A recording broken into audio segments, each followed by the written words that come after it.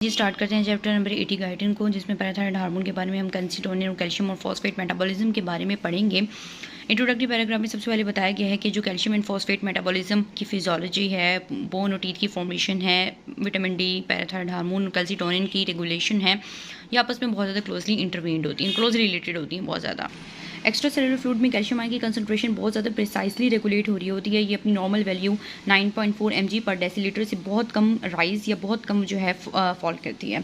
मतलब अगर इसकी ब्लड में मिली मोल में देखा जाए तो 2.4 मिलीमोल ऑफ कैल्शियम पर लीटर जो है इसकी नॉर्मल वैल्यू होती है। ये प्रिसाइज कंट्रोल इतना एसेंशियल है कि मतलब ज़्यादा तेज़ या कम नहीं होने देते कैल्शियम आयन की कंसंट्रेशन को, क्योंकि कैल्शियम हमारे बहुत से फिजियोलॉजिकल प्रोसेसेस में इंपॉर्टेंट रोल अदा करता है, जिसमें है स्केलेटल मसल्स, कार्डियक और स्मूथ मसल्स की कॉन्ट्रैक्शन करवाना, ब्लड क्लॉटिंग करवाना, नर्व इम्पल्सेस की ट्रांसमिशन, एक्शन पोटेंशियल्स को ट्रैवल करवाने में कैल्शियम का बहुत इंपॉर्टेंट रोल है। जो एक्साइटेबल सेल्स होती हैं जैसे कि न्यूरॉन्स हो, वो बहुत ज़्यादा सेंसिटिव होती हैं कैल्शियम आयन की कंसंट्रेशन के लिए, क्योंकि उनमें एक्शन पोटेंशियल्स को ट्रैवल करना होता है और एक्शन पोटेंशियल कैल्शियम की मदद से ट्रैवल कर रहा होता है। अगर कैल्शियम की जो कंसंट्रेशन है नॉर्मल से बढ़ जाए तो नर्वस सिस्टम की प्रोग्रेसिव डिप्रेशन होती रहती है। मतलब और अगर जो है हाइपोकैल्सियम में यानी कैल्शियम आयन कंसंट्रेशन कम होना शुरू हो जाए तो नर्वस सिस्टम बहुत ज़्यादा एक्साइटेड होता है, और किस तरह से एक्साइट होता है, टेटनी हो जाती है। तो सारा हम अभी इसको थोड़ी डिटेल में चैप्टर के अंदर पढ़ेंगे। इंपॉर्टेंट दूसरा ये कि एक्स्ट्रा सेलुलर कैल्शियम रेगुलेशन इतनी बहुत इंपॉर्टेंट फीचर है ये कि हमारे पास अगर एक्स्ट्रा सेलुलर फ्लूइड के अंदर कैल्शियम की कंसंट्रेशन देखी जाए तो 0.1% होती है। टोटल बॉडी का कैल्शियम में से सिर्फ 0.1% एक्स्ट्रा सेलुलर फ्लूइड में होता है। 1% जो है वो सेल्स और ऑर्गेनलीज के अंदर होता है, लेकिन ज़्यादातर 99% के करीब जो कैल्शियम है वो बोन्स के अंदर स्टोर होता है। इसलिए हम कहते हैं कि जो बोन है इंपॉर्टेंट रिजर्वायर है कैल्शियम का, और जब ब्लड में कैल्शियम की कंसंट्रेशन कम हो रही होती है तो बोन्स अपने कैल्शियम रिलीज़ कर देती हैं, और जब ब्लड में कैल्शियम की कंसंट्रेशन जो है वो बढ़ रही होती है तो बोन अपने अंदर कैल्शियम को डिपॉजिट करना स्टार्ट कर देती है, यानी बोन्स की कैल्सिफिकेशन स्टार्ट हो जाती है। इसी तरह अगर फॉस्फेट का देखा जाए तो 85% फॉस्फेट जो होता है बोन्स के अंदर होता है, 14 से 15% सेल्स में होता है, और 1% से भी कम जो है वो एक्स्ट्रा सेलुलर फ्लूइड में होता है। तो ये फॉस्फेट की अमाउंट है। कैल्शियम प्लाज्मा इंटरस्टिशियल फ्लूइड के अंदर देखा जाए तो 3 तरह की फॉर्म्स में होता है। 41% कैल्शियम जो है ना वो प्लाज्मा प्रोटीन्स के साथ कंबाइन होता है, और इस फॉर्म में जो है ये कैपिलरी मेम्ब्रेन से नॉन डिफ्यूजिबल होता है, यानी ये डिफ्यूज़ नहीं कर सकता, और प्लाज्मा प्रोटीन्स के साथ अटैच होता है। 9% कैल्शियम जो है वो एनाइंस के साथ अटैच होता है, और प्लाज्मा इंटरस्टिशियल फ्लूइड्स के अंदर एनाइन से अटैच होता है, लेकिन ये आयनाइज्ड नहीं होता। बेशक एनाइन से अटैच होता है सिट्रेट एंड फॉस्फेट से, लेकिन आयनाइज्ड नहीं होता। बाकी 50% जो है वो कैपिलरी मेम्ब्रेन से डिफ्यूज भी हो सकता है और साथ आयोनाइज्ड भी होता है। ये वो कैल्शियम होता है जो फ्री होता है, यानी ना प्लाज्मा प्रोटीन से अटैच है ना एनाइन से अटैच है, आयोनाइज्ड है, फ्री कैल्शियम इसको कहा जाता है। देखी जाए प्लाज्मा और इंटरस्टिशियल फ्लूइड के अंदर कैल्शियम आयन की कंसंट्रेशन को तो 1.2 मिली मोल पर लीटर होती है। कैल्शियम आयनाइज्ड फॉर्म में होता है यहाँ पर, और ये वाला जो कैल्शियम आयनाइज्ड फॉर्म में होता है ये हमारी बॉडी के बहुत इंपॉर्टेंट फंक्शंस में रोल अदा करता है। इसमें हार्ट और नर्वस सिस्टम और बोन फॉर्मेशन पे इसके इफेक्ट को भी हम पढ़ते हैं कि प्लाज्मा इंटरस्टिशियल फ्लूइड्स में कैल्शियम आयन की कंसंट्रेशन क्या है, और क्योंकि ये कंसंट्रेशन हमारी मुख्तलिफ बॉडी के फिजियोलॉजिकल प्रोसेसेस में अहम रोल अदा कर रही होती है। हम पढ़ते हैं inorganic phosphate in the extra cellular fluids. Plasma में फॉस्फेट जो है ना वो 2 फॉर्म्स में होता है, HPO4 नेगेटिव या H2PO4 नेगेटिव की सूरत में होता है। अच्छा, पहले जो ये वाली बात थी कि मैंने आपको बताया था कि कैल्शियम जो है अगर हम देखें कि बॉडी में किस परसेंटेज में होता है कि 9% जो है वो आयनाइंस के साथ कम्प्लेक्सड होता है, लेकिन आयनाइज्ड नहीं होता। आयनाइज्ड कैल्शियम 50% होता है, 1.2 मिलीमोल पर लीटर होता है। यानी अगर हम देखें प्लाज्मा इंटरस्टिशियल फ्लूइड्स में नॉर्मल कैल्शियम आयन की कंसंट्रेशन कितनी है, यानी डायोवलेंट कैल्शियम आयन Ca+2 कैल्शियम की कंसंट्रेशन कितनी है, यानी ये इस फॉर्म में होगा तो ये होती है 50%, ठीक है। और प्रोटीन के साथ बाउंड कैल्शियम कितना है तो होता है 41%, यानी 1 मिलीमोल पर लीटर। तो ये हम डिस्ट्रीब्यूशन है आयनाइज्ड कैल्शियम की, जो कि मतलब बाकी सारा कैल्शियम नॉन डिफ्यूजिबल होता है। जो अनाइंस के साथ कम्प्लेक्स होता है वो तो डिफ्यूजिबल होता है, लेकिन protein bound calcium non diffusible होता है। आगे जाके आपको ये भी पता चलेगा कि ये वाला कैल्शियम होता है ये फिल्टर भी नहीं होता, ये मतलब ये ग्लोमेरुलर फिल्ट्रेट में नहीं आता, क्योंकि ये प्रोटीन के साथ बाउंड होता है, तो इसलिए कैल्शियम फिल्टर नहीं हो पाता, लेकिन बाकी कैल्शियम जो है फिल्टर हो जाता है। तो जो प्रोटीन्स के साथ बाउंड है वो नहीं होगा, और बॉडी जो हमने मेन पढ़ना होता है ना जो रेगुलेशन वगैरह कर रहा होता है, तो ये वाला कैल्शियम बहुत इंपॉर्टेंट होता है, आयनाइज्ड कैल्शियम। अब फॉस्फेट में पढ़ते हैं, जो हम पढ़ रहे थे कि कंसंट्रेशन ऑफ HPO4 नेगेटिव बताई हुई है कितनी है, तो वो होती है 1.05 मिलीमोल पर लीटर होती है। कंसंट्रेशन ऑफ H2PO4 0.26 मिलीमोल पर लीटर होती है। टोटल क्वांटिटी ऑफ फॉस्फेट की जब भी राइज करती है तो इनमें से किसी भी फॉस्फेट आयन की क्वांटिटी राइज करने की वजह से राइज कर सकती है, और जब पीएच ज़्यादा एसिडिक होती है तो हम कहते हैं कि H2PO4 की कंसंट्रेशन में ज़्यादा इंक्रीज हुआ as compare to HPO4 negative की कंसंट्रेशन में, जबकि मतलब एसिडिटी ज़्यादातर H2PO4 नेगेटिव की वजह से होती है। उसके बाद इंपॉर्टेंट आ जाता है non bone physiological effects of the altered calcium and phosphate concentration in the body fluids, यानी अगर हम एक्स्ट्रा सेलुलर फ्लूइड के अंदर फॉस्फेट के लेवल को चेंज कर देंगे नॉर्मल से, यानी 2 से 3 गुना कम या ज़्यादा कर देंगे, तो इतना मेजर इमीडिएट इफेक्ट बॉडी पर नहीं आता है। As compare to calcium ion की कंसंट्रेशन को हम थोड़ा सा इंक्रीज या डिक्रीज कर देते हैं तो बॉडी को बहुत ज़्यादा चेंज का सामना करना पड़ता है, जिसमें हम पढ़ते हैं कि हाइपोकैल्सीमिया की वजह से की वजह से अब हम पढ़ते हैं कि इसकी वजह से नर्वस सिस्टम की एक्साइटमेंट रेटनिंग देखने को मिलती है। कैसे होता है ये सब कुछ? जब एक्स्ट्रा सेलुलर फ्लूइड की कंसंट्रेशन में कैल्शियम आयंस की मिकदार नॉर्मल से कम हो जाती है तो नर्वस सिस्टम एक्साइटेबल कैसे हो जाता है? एक्साइटेबल से मुराद है कि उनकी जो एक्शन पोटेंशियल ट्रैवल करने की नर्व्स के अंदर जो सलाहियत है, यानी एक्शन पोटेंशियल बहुत ज़्यादा, नर्व्स जो है एक्शन पोटेंशियल के लिए, डीपोलराइजेशन के लिए बहुत ज़्यादा सेंसिटिव हो जाती हैं।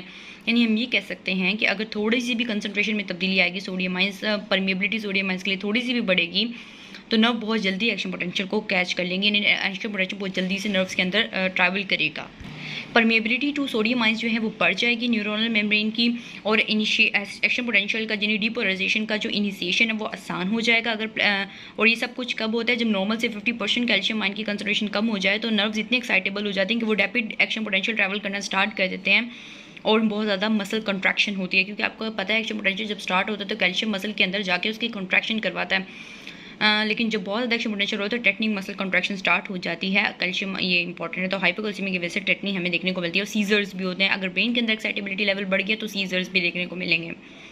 वो कहते हैं कि टेटनी अगर हम हैंड के देखने को मिले तो उसको कहते हैं कार्पोपेडल स्पैस। उसके बाद टेटनी कब होती है? जब कैल्शियम आयन की कंसंट्रेशन जो है 9.4 जो नॉर्मल है उसे 6 मिलीग्राम पर डेसीलीटर तक फॉल कर जाए तो हमें टेटनी देखने को मिलती है। उसके बाद आता है हाइपरकैल्सीमिया की वजह से नर्वस सिस्टम और मसल एक्टिविटी डिप्रेस हो जाती है। जब कैल्शियम आयन की कंसंट्रेशन नॉर्मल से बढ़ जाएगी तो नर्वस सिस्टम डिप्रेस हो जाएगा, यहाँ तक कि हार्ट का जो क्यूटी इंटरवल है, यानी हार्ट कैल्शियम आयन कंसंट्रेशन ज़्यादा होने की वजह से वो भी कम हो जाएगा और एपिटाइट और कॉन्स्टिपेशन वगैरह में भी भूख कम लगेगी और कॉन्स्टिपेशन वगैरह भी सामना करना। कॉन्स्टिपेशन क्यों होगी? क्योंकि हमारे पास जब कैल्शियम जो है वो ज़्यादा होगा तो हमारे पास contractility of the muscle wall of GIT जो है वो डिप्रेस हो जाएगी, क्योंकि पूरा नर्वस सिस्टम और मसल एक्टिविटी ही डिप्रेस हो गई है हाइपरकैल्सीमिया की वजह से, तो जिसकी वजह से कॉन्स्टिपेशन होगी। क्योंकि आगे पेरिस्टालसिस वगैरह का मैकेनिज्म सही नहीं हो रहा होगा तो कॉन्स्टिपेशन देखने को मिलेगी, क्योंकि जो है इंटेस्टाइन्स में कॉन्ट्रैक्टिलिटी पावर जो है वो कम हो गई है। उसके बाद आता है absorption excretion of the calcium and phosphate. हमने पढ़ना है absorption excretion of calcium and phosphate को, तो सबसे पहले पता होना चाहिए कि कैल्शियम हम daily usual rate of intake calcium की इतनी होती है, तो 1000 mg पर डे एक दिन में ले रहे होते हैं हम कैल्शियम को। और कैल्शियम एक दूसरी बात कि पोरली एब्जॉर्ब हो रहा होता है हमारी जो है इंटेस्टाइन से, बहुत ज़्यादा पोरली एब्जॉर्ब होता है, इसकी एब्जॉर्प्शन पावर बहुत पुअर है। कि अगर हम इसकी अमाउंट को देखें तो इस डायग्राम में बहुत आसान तरीके से समझाया हुआ है कि इंटेस्टाइन है, इसके अंदर कैल्शियम इंटेक हम 1000 mg पर डे कर रहे हैं, एब्जॉर्प्शन इससे हो रही है 350 mg पर डे, बाकी सारा का सारा फीसेज में एक्सक्रीट हो रहा है। लेकिन 350,000 में से कम कर दें, लेकिन 250 ऐड भी हो रहा है जीआईटी जूसेस की वजह से, गैस्ट्रोइंटेस्टाइनल जूसेस की वजह से 250 mg पर डे ऐड भी हो रहा है, क्योंकि इन जीआईटी जूसेस के अंदर कैल्शियम मौजूद है। तो 250 ऐड कर दें तो बाकी 250 ऐड होकर भी फीसेज में ही एक्सक्रीट हो जाता है, यानी एब्जॉर्प्शन सिर्फ वैसे 350 mg पर डे की होती है। तो टोटल कितनी 900 mg पर डे फीसेज में एक्सक्रीट हो रहा होता है। जो एब्जॉर्ब और एक्स्ट्रा सेलुलर फ्लूइड के अंदर जा रहा है, एक्स्ट्रा सेलुलर फ्लूइड के अंदर जो कैल्शियम है वो सेल से भी आ रहा होता है, जा रहा होता है, यहाँ पे रेगुलेशन हो रही होती है, किडनीज़ में भी जा रहा होता है। यानी किडनीज़ में अगर हम देखें तो फिल्ट्रेशन कितनी कैल्शियम की हो रही होती है 9980 mg पर डे की, ये एब्जॉर्प्शन होती है 988, यानी काफ़ी ज़्यादा कैल्शियम रीअब्जॉर्ब हो जाता है। आगे इस पैराग्राफ में भी हम डिटेल से बढ़ेंगे कि कैल्शियम जो है काफ़ी ज़्यादा एब्जॉर्ब हो जाता है, तकरीबन के 10% सिर्फ उसे यूरिन में एक्सक्रीट होता है 100 mg पर डे, बाकी सारा रीअब्जॉर्ब होकर वापस एक्स्ट्रा सेलुलर फ्लूइड में चला जाता है। इसी तरह बोन में भी कैल्शियम जो है वो रेगुलेट हो रहा है, यहाँ पे भी अगर कैल्शियम डिपॉजिट भी हो रहा है, कैल्शियम रिजॉर्प्शन भी हो रही है। ये सारे पढ़ेंगे कि ओस्टियोब्लास्ट का इसमें क्या रूल होता है कैल्शियम की डिपॉजिशन और रिजॉर्प्शन में। यानी हमने calcium exchange between different tissue compartments in person को इस जो फिगर है इसमें स्टडी किया। उसके बाद ये वाली हो गया। अब हम renal excretion of calcium and phosphate अगर डिस्कस करें तो यही बताया हुआ कि यूरिन के अंदर 10% यानी 100 mg per day of ingested calcium जो हम ले रहे होते हैं डाइट में वो एक्सक्रीट हो जाता है। यूरिन के अंदर 41% जो प्लाज्मा प्रोटीन से बाउंड होता है, जाहिर सी बात है, भी मैंने बताया कि वो ग्लोमेरुलर कैपिलरी से फिल्टर नहीं होगा, ठीक है। बाकी जितना एनाइन से कम आइन है वो फिल्टर हो जाएगा, वो रीनल ट्यूब्यूल्स के अंदर चला जाएगा। रीनल ट्यूब्यूल्स के अंदर 99% कैल्शियम जो है वो वापस रीअब्जॉर्ब हो जाता है फिल्ट्रेशन के बाद। 100 mg पर डे जो है वो यूरिन के अंदर एक्सक्रीट होता है। सिर्फ और सिर्फ 90% कैल्शियम जो है ग्लोमेरुलर फिल्ट्रेट के अंदर ही रीअब्जॉर्ब हो जाता है। लूपोफेलिन और एल्डी डिस्ट्रीब्यूल के अंदर सिर्फ 10% जो है वो बाकी आगे जाकर रीअब्जॉर्ब होता है।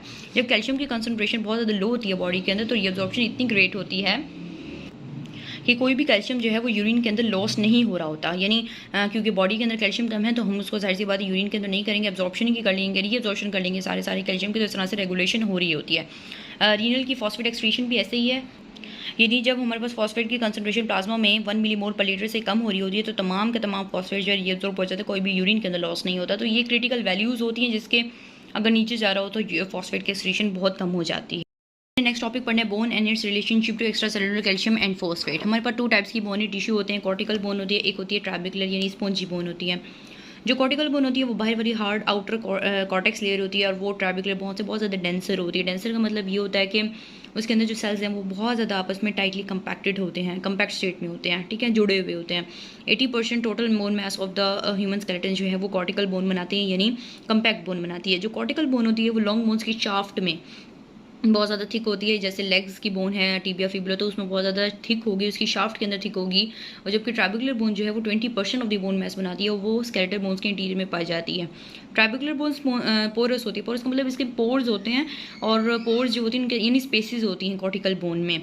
कॉर्टिकल बोन की निस्बत इसमें ज़्यादा स्पेसिस होती हैं, ट्रैबिकली होते हैं जो आपस में यूनाइट होकर इरेगुलर मेशवर्क बना रहे होते हैं। अभी मैं आपको दिखाती हूँ कि क्या होता है।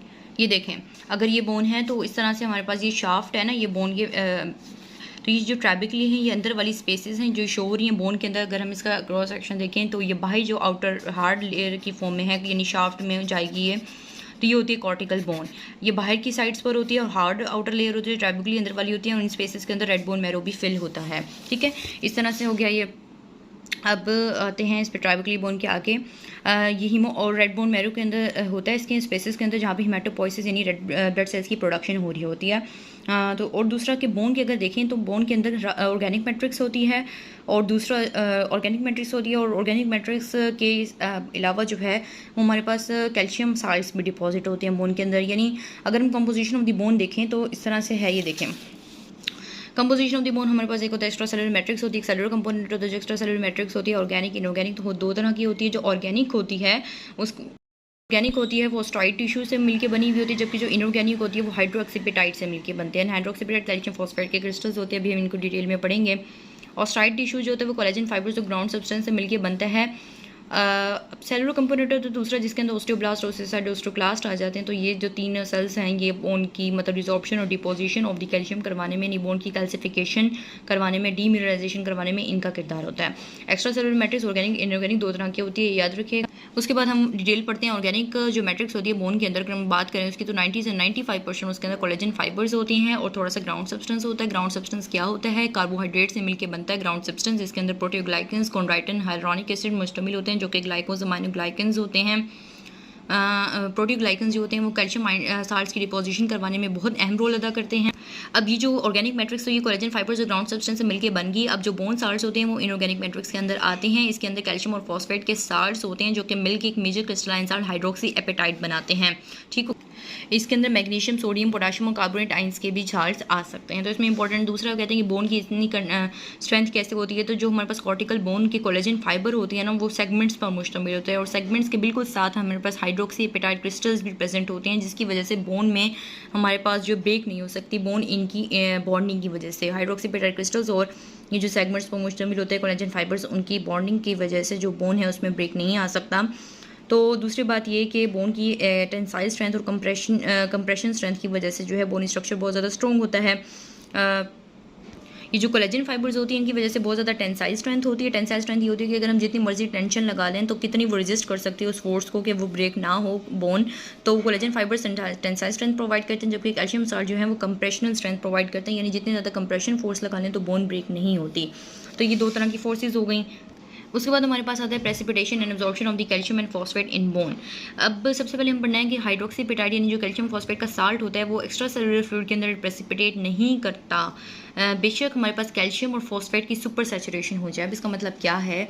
यानी कैल्शियम और फॉस्फेट एक्स्ट्रा सेलुलर फ्लूइड के अंदर उसकी कंसंट्रेशन हालांकि इतनी ज़्यादा होती है कि वो आराम से प्रेसिपिटेशन ऑफ हाइड्रोक्सी एपेटाइट करवा सकता है। हाइड्रोक्सी एपेटाइट इन्हीं के साल्ट को कहते हैं।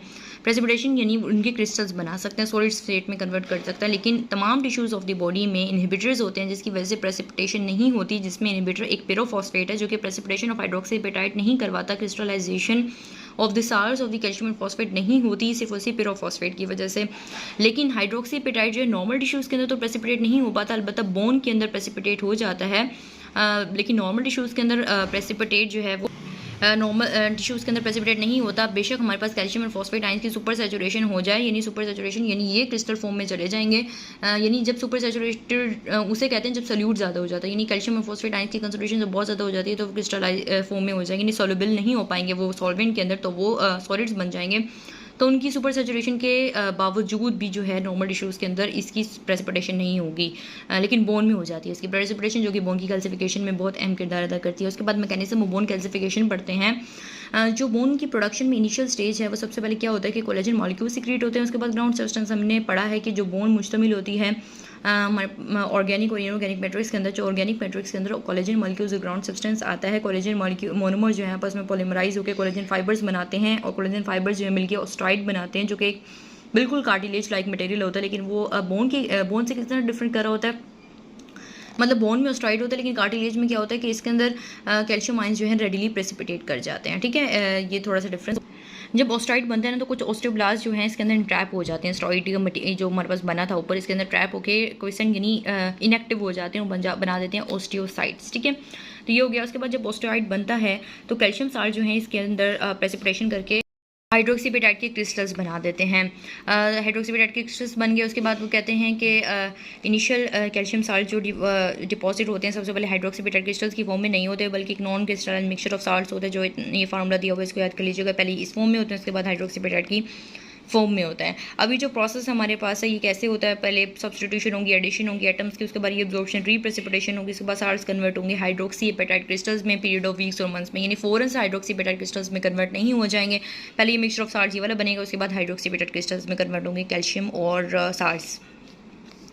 उसके बाद एक अभी मैंने बताया था आपको कि क्या वो मैकेनिज्म है जिससे जो है वो प्रेसिपिटेशन को जो है वो इनहिबिट किया जा सकता है, तो वो होता है पेरोफॉस्फेट। हमारे ये याद रखिएगा कि यानी जब पिरोफॉस्फेट प्रेजेंट है ना तो वो बोन की कैल्सिफिकेशन नहीं होने देगा, यानी हाइड्रोक्सीपेटाइट क्रिस्टल्स को इनहिबिट करेगा, क्रिस्टलाइजेशन को इनहिबिट करेगा, उसकी प्रेसिपिटेशन को इनहिबिट करेगा। अब पिरोफॉस्फेट का लेवल कैसे रेगुलेट होता है, हमारे पास एक मॉलिक्यूल होता है उसका नाम होता है tissue non specific alkaline phosphatase. वो पिरोफॉस्फेट को ब्रेक डाउन करके इसके लेवल को मतलब उसमें रेगुलेट रखता है ताकि बोन की कैल्सिफिकेशन हो सके। इसको ब्रेक डाउन करेंगे तो बोन की कैल्सिफिकेशन होगी, क्योंकि ये तो बोन की कैल्सिफिकेशन होने नहीं देता, प्रेसिपिटेशन को रोकता है। और ये सिक्रेटेड होता है ऑस्टियोब्लास्ट से, ताकि ये पिरोफॉस्फेट को न्यूट्रलाइज कर सकें। और जब पिरोफॉस्फेट न्यूट्रलाइज हो जाएगा तो जाहिर सी बात है हमारे पास कोलेजन फाइबर्स की कैल्शियम साल्ट्स के लिए एफिनिटी होती है, जिसकी वजह से हाइड्रोक्सीपेटाइट क्रिस्टलाइजेशन होती है। हाइड्रोक्सीपेटाइट क्रिस्टलाइजेशन हो गई पिरोफॉस्फेट की डेफिशिएंसी। अगर पिरोफॉस्फेट की डेफिशिएंसी हो जाती है तो मतलब अगर इसकी डेफिशिएंसी हो गई, मिसाल के तौर पर जिसने पिरोफॉस्फेट को इनहिबिट करना था, लेकिन अगर इसकी जेनेटिक डेफिशिएंसी हो गई तो पिरोफॉस्फेट को न्यूट्रलाइज नहीं रख पाएगा और वो इतना हाई हो जाएगा कि बोन जो है वो हमारे पास क्या हो जाएंगी, कैल्सिफिकेशन उनकी नहीं हो पाएगी और बहुत ज़्यादा सॉफ्ट बोन्स हो जाएंगी। ऑस्टियोब्लास्ट इसी तरह से दो सब्सटेंस रिलीज करता है जो कि बोन कैल्सिफिकेशन को रेगुलेट करते हैं। न्यूक्लियोटाइड पिरोफॉस्फेटेज फॉस्फोडाइस्ट्रेज 1 जो कि पिरोफॉस्फेट प्रोड्यूस करता है, दूसरा एनकाइलोसिस प्रोटीन होती है जो कि फॉस्फेट को इंटीरियर से सरफेस ऑफ द सेल में ले आता है। तो दोनों की डेफिशिएंसी की वजह से एक्स्ट्रासेलुलर फ्लूइड के अंदर पिरोफॉस्फेट की कमी हो जाती है, जिसकी वजह से बोन की एक्सेसिव कैल्सिफिकेशन हो जाती है। और एक्सेसिव कैल्सिफिकेशन उनमें होती है जैसे कि जिन पीपल में आर्थराइटिस या फिर एनकाइलोसिंग स्पॉन्डिलाइटिस होता है।